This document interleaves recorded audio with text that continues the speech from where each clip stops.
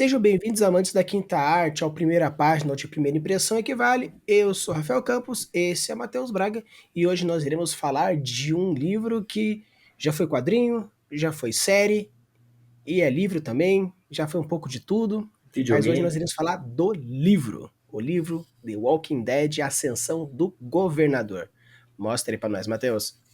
É isso aí, Rafa. Eu tô aqui com The Walking Dead, Ascensão do Governador, da editora Galera.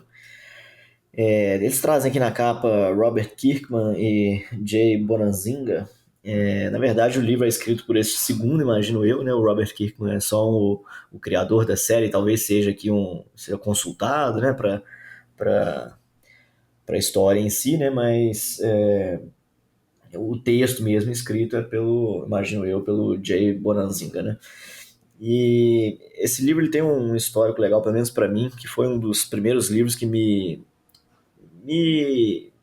deixou apegado à leitura, de modo geral. Na época eu não era muito de ler livros e gostava muito da série Walking Dead, estava lá na sua primeira, segunda temporada, eu acho. Não me recordo bem, mas foi um dos livros que me introduziu assim na leitura mais enfática, vamos dizer assim, né? E, enfim, nada disso importa pra gente, Rafa. A gente está preocupado aqui com as técnicas utilizadas pelo autor, né, na primeira página, se elas são interessantes para se cativar um leitor.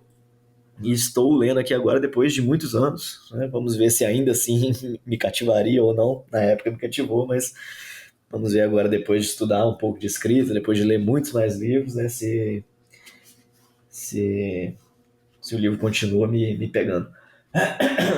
Vamos lá. The Walking Dead, Ascensão do Governador, Robert Kirkman e Jay Bonanzinga, parte 1, Os Homens Ocos. A morte não tem nada de glorioso, qualquer um pode morrer. Johnny Rotten. 1. Um pensamento passa pela cabeça de Brian Blake enquanto ele se encolhe na escuridão bolorenta, o terror sufocando o peito e a dor latejante nos joelhos. Se ele tivesse um segundo par de mãos, poderia pelo menos cobrir os próprios ouvidos e talvez bloquear o som das cabeças humanas sendo partidas.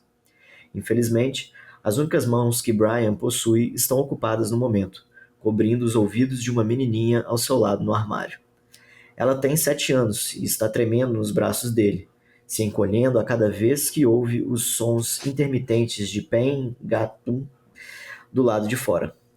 Então vem o silêncio, interrompido apenas pelo som grudento de botas sobre o chão de cerâmica ensanguentado e uma enxurrada de sussurros raivosos no vestíbulo.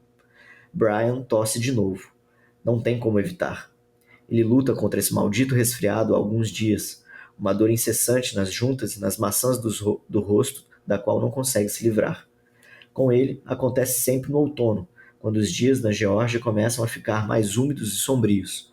A umidade penetra os ossos, consome a energia dele e dificulta a respiração. E agora Brian ainda sente uma rajada de calafrios toda vez que tosse. Curvando-se com mais uma saraivada de tosses ritmadas típicas dos asmáticos, ele mantém as mãos sobre as orelhas de Penny.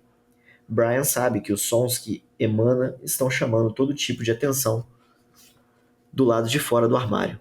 A casa está na mais completa confusão, mas não tem nada que ele possa fazer. Ele vê pequenos feixes de luz a cada tosse, como se fossem filigranas de fogos de artifício cruzando as pupilas cegas. Enfim, passei um pouquinho aqui, só para terminar o parágrafo. São praticamente 3 linhas a mais, só que daria, como a gente sempre aborda, né? A editora, se caprichasse um pouquinho, poderia ter jogado para cima aqui o espaço em branco e colocado o texto ali, mas enfim. Vamos lá. Começando talvez aí pela citação, não sei se você quer falar alguma coisa, Rafa. Sim, bom, eu acho que de antemão, né, Rafa, é interessante a gente ressaltar que essa nossa análise ela tende, a gente gosta de tentar fazer algo imparcial a ponto de ser algo voltado para quem não sabe nada sobre a obra, né? Então, eu não conheço o universo de Walking Dead. Vou pegar isso aqui para ler. Será que ela funciona para mim? Será que ela funciona para todo mundo? Ah, não. Ela só precisa de ter um background ou não, né? Como é que tá? Então, acho que vale a pena a gente tentar avaliar de forma totalmente neutra, né? É um pouco complicado, principalmente quando uma obra é que no É tão aclamada, caso tão Walking geek, né? Dead É um quadrinho que virou série, que virou, né, livro, não necessariamente nessa ordem, mas como são mídias, uma mídia famosa, é difícil você não criar Ser imparcial. comparações, né? Isso. É bem complicado.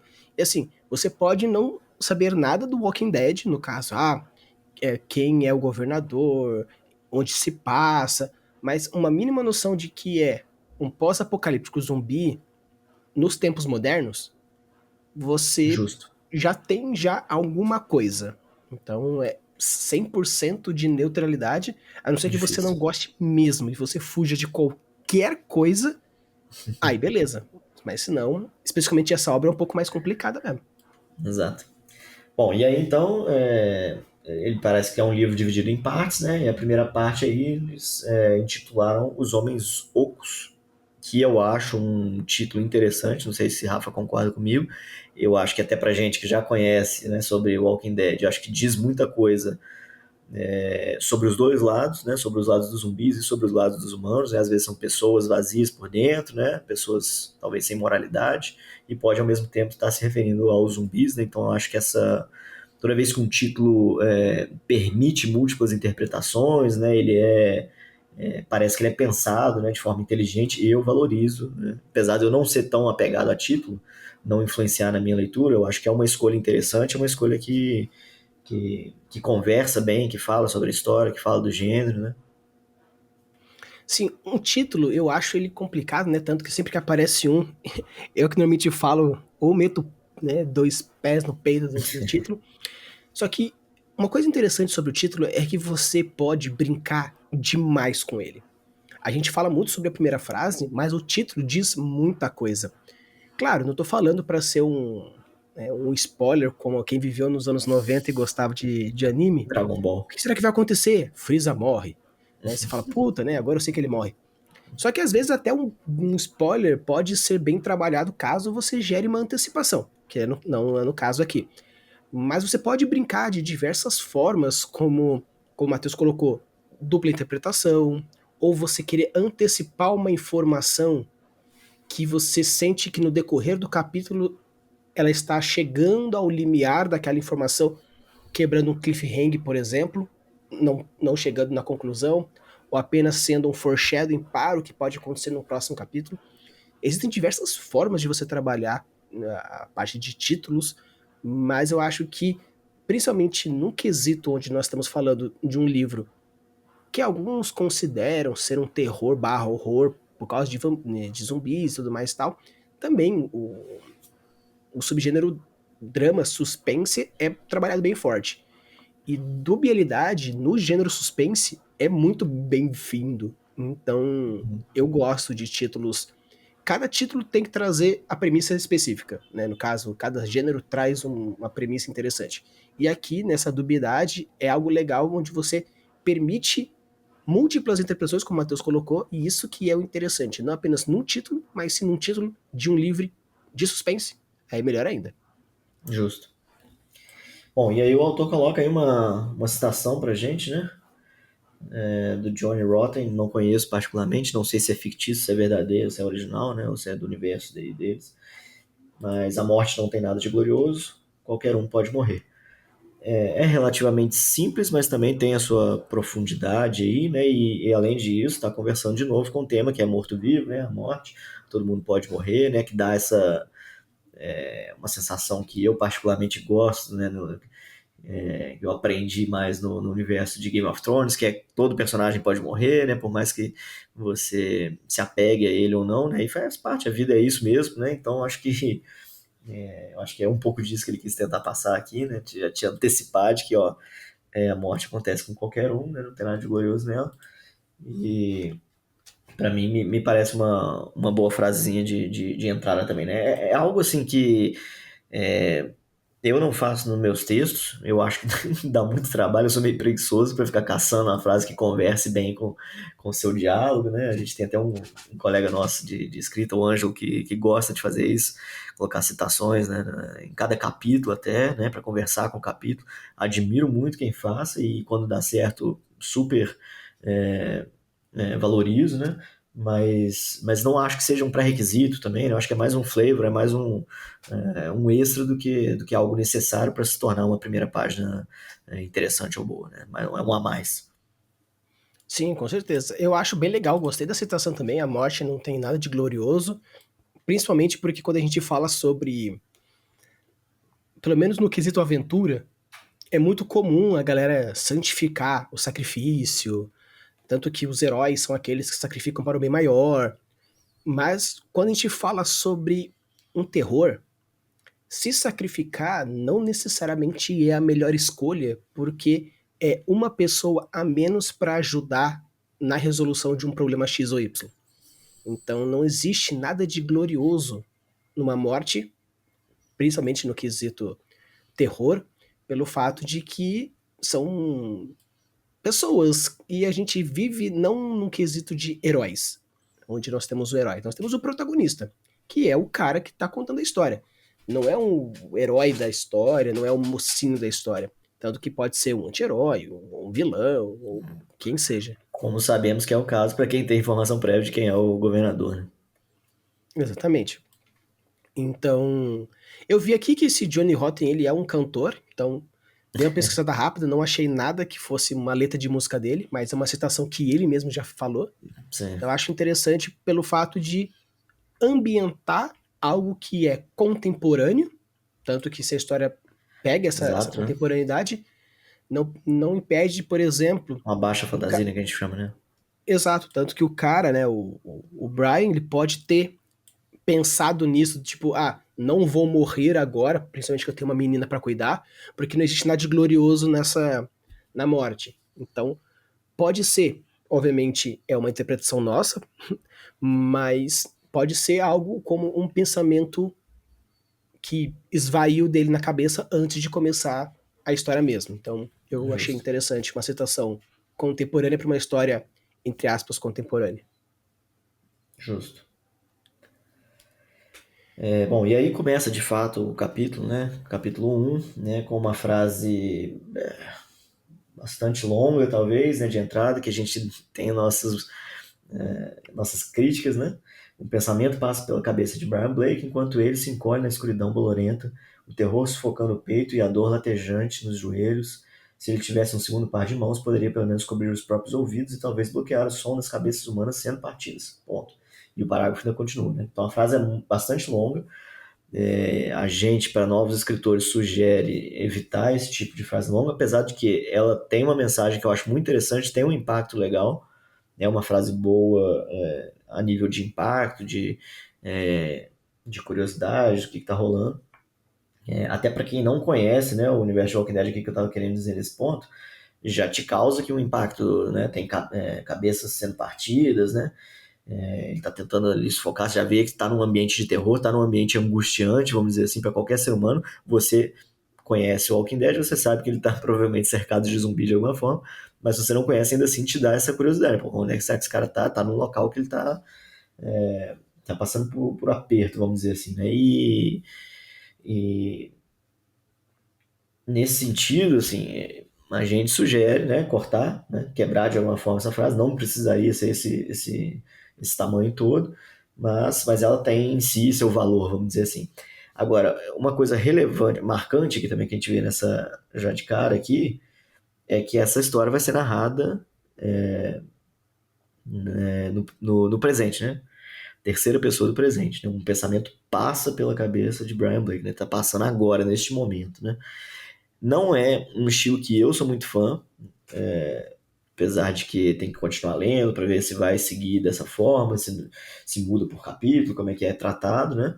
Mas enfim, é o estilo que foi adotado, não tem nada de errado também, você pode escrever. Eu acho que é mais, eu não sei, para mim perde um pouco eu acho que aumenta em imersão, talvez, porque você se sente como se estivesse no momento ali acontecendo, mas eu não sei se por historicamente eu estar mais acostumado a ler passado, né? Acaba que meu gatilho de familiaridade talvez distancie um pouco aqui e me estranha, né? Não sei.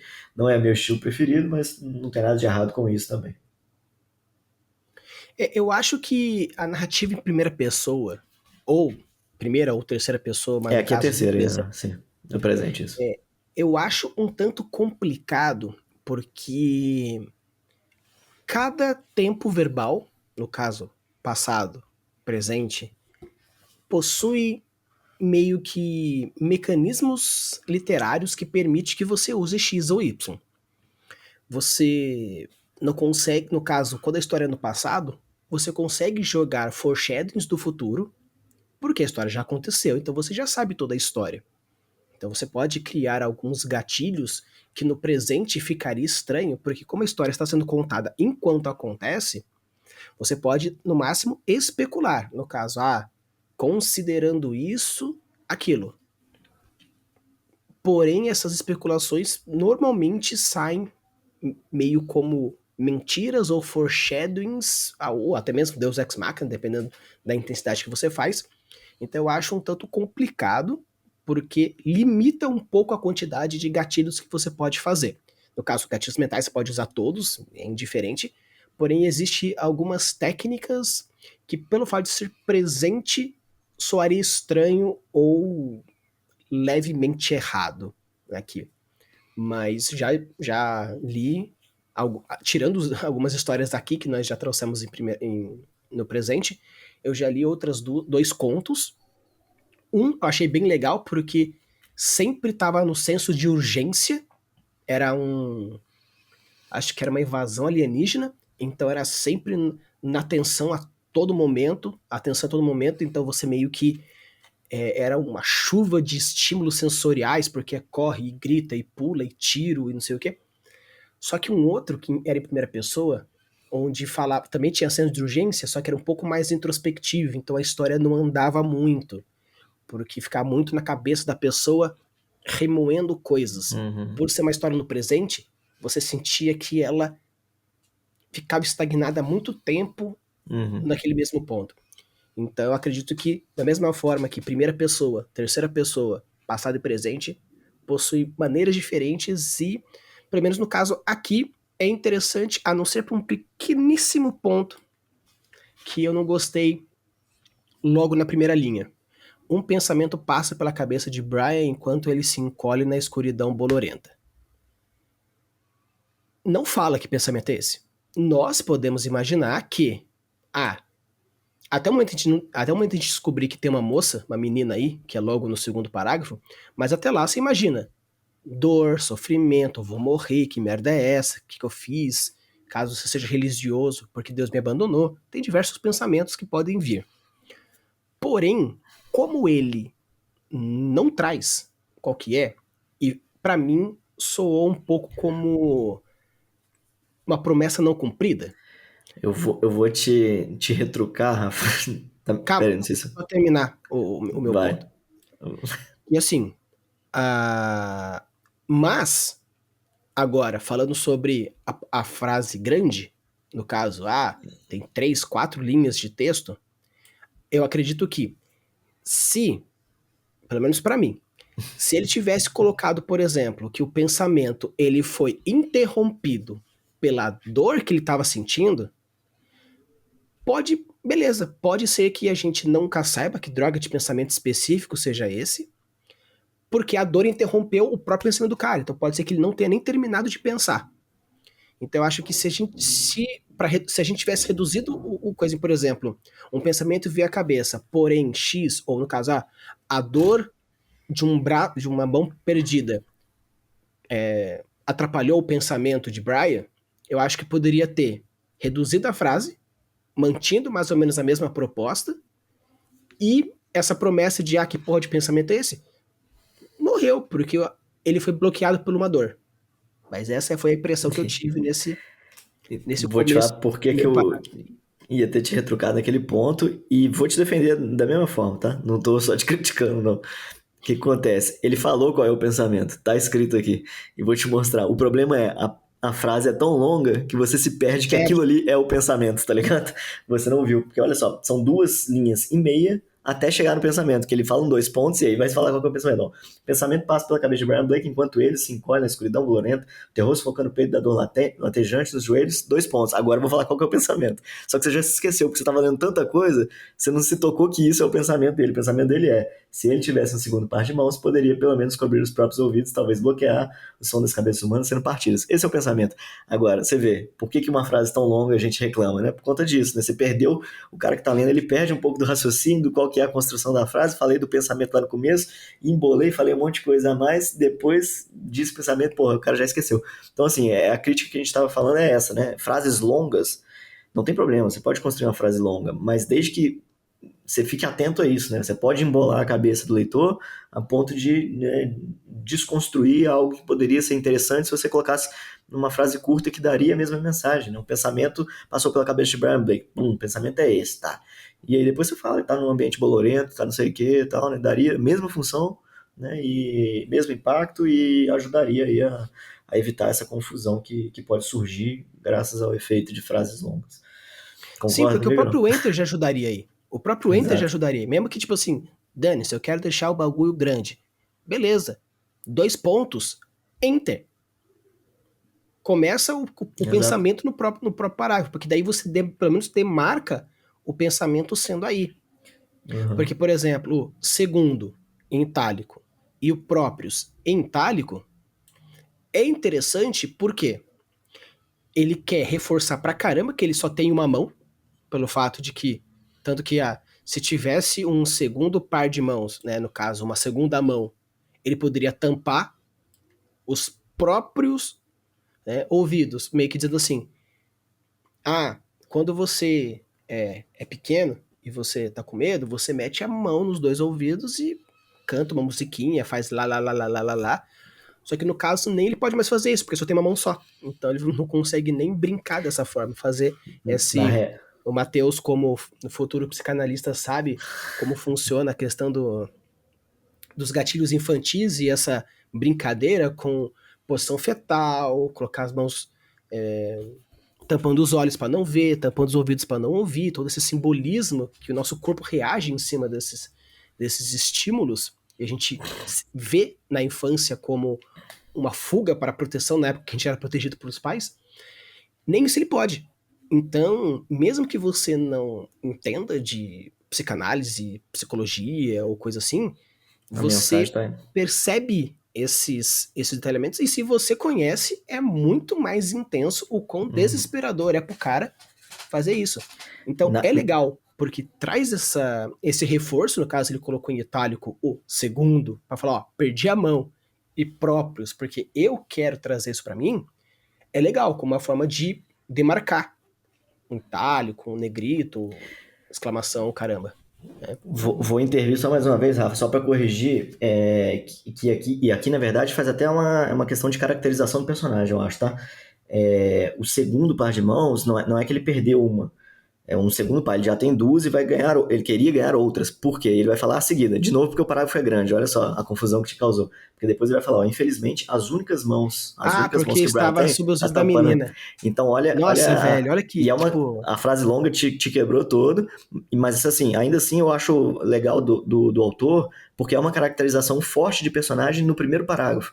Uma caracterização forte de um personagem que ele tá protegendo a menina, né? Então ele deu preferência para proteger a menina, então você já fica assim, porra, é um cara massa, e você que conhece o universo de Walking Dead sabe que ele é um vilão, você já fica assim, caramba, esse cara é um babaca, esse cara é um vilão, e tá defendendo uma menina, você já começa a criar um afeto com o personagem, tá ligado? Aquela história do passado, que hoje em dia é muito comum, né? O passado de vilões, né? A gente vê aí o Coringa, tem outros famosos, né? A Malévola, a outra lá do 101 Dálmatas, que eu esqueci o nome agora também, tem dela também, a Cruella, né? a Cruella. Tem vários.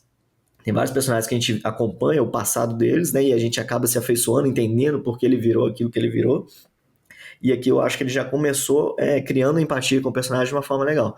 Né? Eu tô aqui tapando o ouvido da menina, tô protegendo a menina antes de proteger a mim mesmo. Eu gostaria de proteger a mim, mas se eu tivesse um par de mãos que eu não tenho, um outro, né? Então, assim, só reforçando isso tudo que o Rafa trouxe aqui, essas interpretações que não dizem exatamente o que o autor está querendo dizer, são por conta de um parágrafo longo, embaralhado, com muita informação, que poderia ter sido reduzido a ponto de evitar esses problemas. E é isso que dá você, leitor, caso eu também aqui mostrei, que para ler um livro não é também só o momento tipo, Vou Foda-se, vou pegar ler um aqui pra livro. ler enquanto eu mexo no celular e outras coisas. Querendo, mesmo que seja entretenimento, eu gosto de ouvir, ler enquanto escuto música. Ou escuto música enquanto leio. Beleza. Só que cuidado com o duplo Distração. estímulo. Que no Uhum. caso, a gente tá aqui gravando e eu tô com duas telas vendo o negócio ali e também se perde. Obviamente, né, tem aí um pezinho aí do Do autor. escritor por ter feito uma primeira frase de 8 linhas, mas a falta de atenção também acontece isso, então cuidado na hora também de julgar o amiguinho, preste atenção. Justo.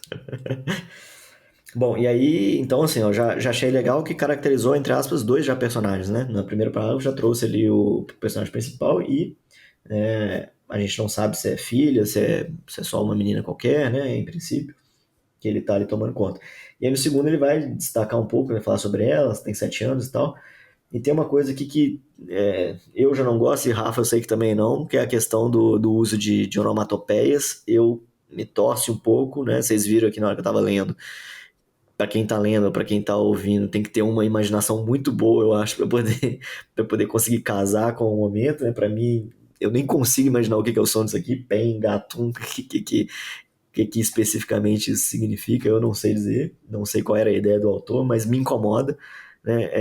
E acho difícil, não sei como é que tá no original, se houve uma tradução da onomatopeia do inglês para o português, ou se isso aqui é do jeito que tá no inglês, independente, as duas situações para mim é, não soam muito agradáveis, eu preferiria tentar descrever esse som, né?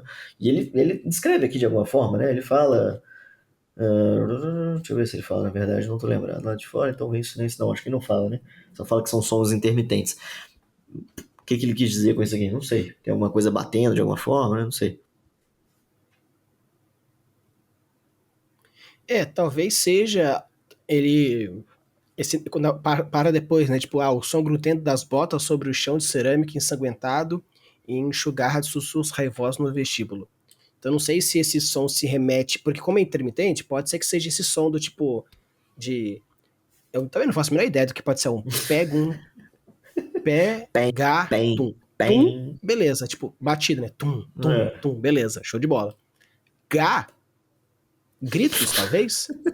Pen não seria faço tipo ideia. assim o Algo a metálico batida me do, soa, do talvez. um alarme, Batendo. pé, o metal batendo, pem. Imaginei um metal batendo, mas o galo eu não faço ideia. Mas porra, velho. Não, né, mano? Uma coisa, eu poderia tentar descrever, pô, parecia que havia uma barra de metal, né, chocando-se contra alguma coisa, né? Isso pra mim soa muito mais cabível de imaginação do que um pengatum no meio de uma leitura, sabe? Então, assim, Sim, não sei. e- Tem pessoas que gostam, né, Rafa? Mas a gente tem, aqui. né? Mas eu vejo assim que quem gosta, eu percebo que possui muita simpatia por quadrinhos, porque é algo extremamente característico, Uhum. quadrinhos, mangás, histórias quadriculadas, né?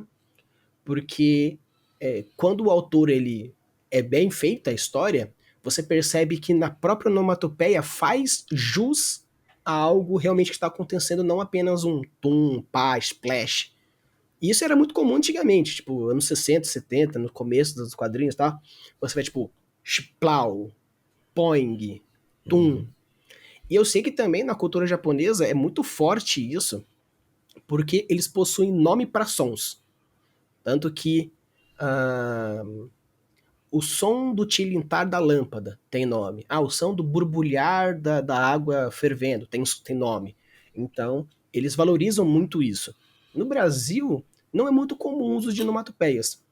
Isso em história, em quadrinhos, até mesmo em quadrinhos eu não vejo com muita frequência, principalmente Turma da Mônica, que é o grande chance do quadrinhos brasileiro. Mas eu sinto que é bem isso. Se você quer caracterizar mais forte, eu também sou daqueles que é preferível forçar no sensorial do que na onomatopeia. Porque se você perguntar para um brasileiro, para um americano, para um italiano e para um francês qual que é o som do cachorro, Um vai falar au au, o outro é bark bark, o outro Wolf. é woof woof. Ou seja, o mesmo som muda a onomatopeia. Então, qual que é o som De de um um tapa? pengaton. É flash? É pá? Aí eu acho meio embaçado. Enfim. Seguimos. E aí, bom, outra caracterização de personagem que ele traz aqui, né, que no caso é a questão da doença aqui que ele tá, ou, né, da gripe, sei lá o que é que ele tá tendo aqui, resfriado, né?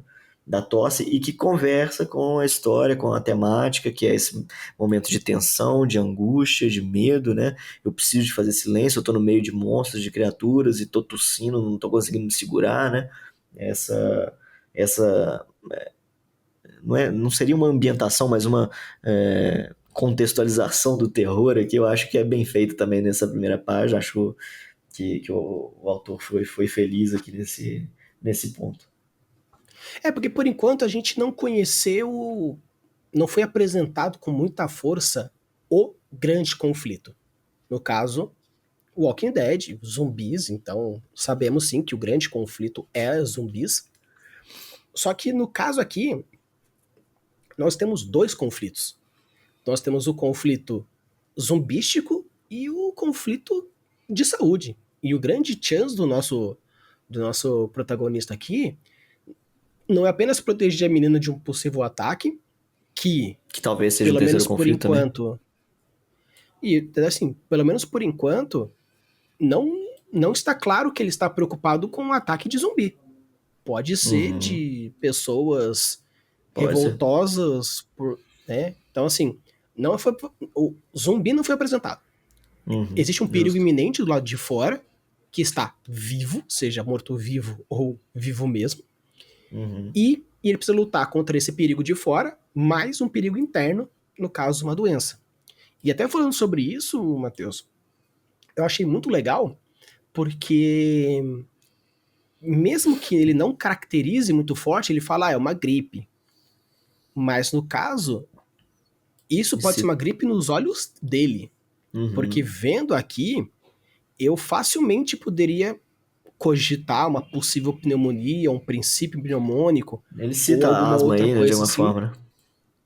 Exato, então criar uma dúvida de é uma gripe porque ele não conhece, é uma gripe porque pode ser uma doença que ainda está no começo. Então, essa, não vou dizer que é uma promessa, porque ele já sabe que ele está doente, então é apenas um status quo, mas esse possível inimigo que pode se evoluir, porque se estamos entrando, no caso, entrando no outono, daqui a pouco chega o inverno, pior ainda, mais escassez de alimento, recursos, etc e tal, no meio de um possível caos. Apocalipse zumbi. Então eu acho legal que com uma pequena pitadinha que ele fala, né, isso acontece sempre no outono, quando os dias da Georgia começam a ficar mais úmidos e sombrios, ele já traz uma ideia de que, beleza, estamos no outono, daqui a pouco chega o inverno, vai ser uma bosta mais pra frente, Uhum. temos que conseguir coisas, e essa, não vou dizer autoridade, porque não deixa muito específico que ele conhece mesmo, mas pelo menos a umidade penetra os ossos, consome energia, dificulta a respiração, é, dor nos ossos, não sei o que lá, e papapá. Então, essa descrição progressiva eu achei bem legal, essa proposta aqui Sim. do Min... maldito resfriado, que pode futuramente nem ser. é, ser um conflito maior, né? E aí eu entendo até, Rafa, que soaria como uma promessa não cumprida se não for algo maior, tá? Porque ele cita nesse finalzinho aí. Tá me ouvindo? Minha câmera travou aqui. Consegue Uhum. ver minha câmera ainda? Segue o baile. Tá. Nesse finalzinho aí, ele abusou, eu achei, da tosse em si, né? Ele cita tosse aqui umas 4, 5 vezes até chegar no final dessa nossa primeira página. Então, ó, Brian tosse de novo, aí depois ele vai citar calafrios toda vez que tosse, aí depois ele vai, segue e mais pra frente tem. Cadê? Bom, me perdi aqui. Tá. Cada tosse como se fossem filigrantes, tá? Enfim, eu não sei se são três só, eu acho que eu tinha até contado um quarto. Se são 3 só, acho que entra naquela questão que a gente gosta de falar do fiz de propósito, né? Tô colocando 3 aqui para você perceber que eu tô focando nisso, e aí é o que eu falo, né? É uma promessa não cumprida ou ele vai se cumprir de fato. Então, se ele não der valor para essa doença, vamos fazer, se tornou uma doença de fato, aí ok, beleza. Agora, se você não deu valor para isso que você está dando aqui nesse trecho, eu acho que merece uma correção ou uma atenção maior aqui. Ainda mais porque ele termina, né? Em ver em pequenos feixes de luz, cada tosse Exato, como se fosse filigrama exato. de fogos de artifício cruzando as pupilas cegas. Então, ele tá dando uma puta atenção para isso. Exato. Ou que seja uma doença, ou que o barulho chame atenção porque o maluco tá tossindo. A, Uhum.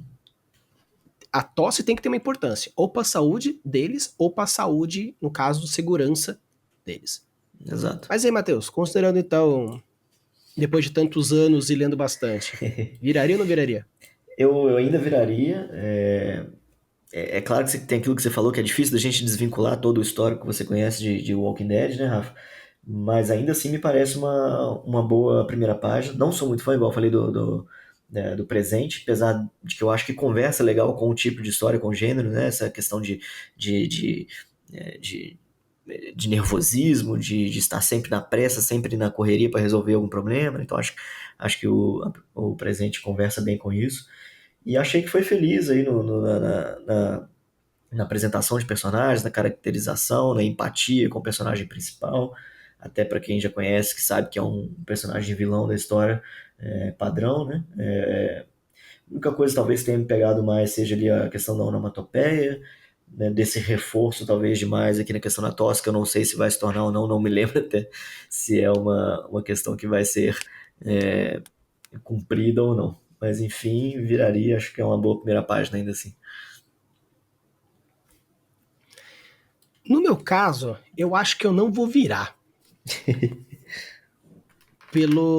Apesar de que eu gostei da ambientação, achei uma proposta legal, mas apesar de não ser parágrafo gigantesco, como a gente já viu de Edgar Allan Poe, já vimos Lovecraft, já vimos alguns clássicos que né, no caso até mesmo da Shehida, do Frankenstein, é um parágrafo único, gigante, 60, sei lá quantas linhas tem.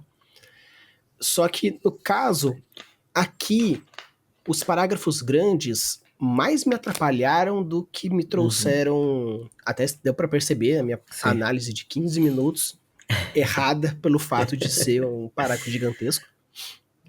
Então, e no caso, pelo menos, talvez eu até viraria dando uma opção futuramente, não sei o que, pô, é o The Walking Dead, mas pela primeira página, não me deu muita vontade de ver.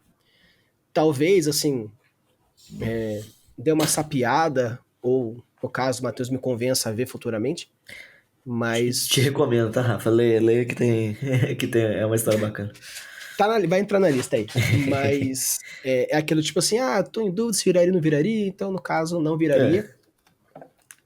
principalmente por isso.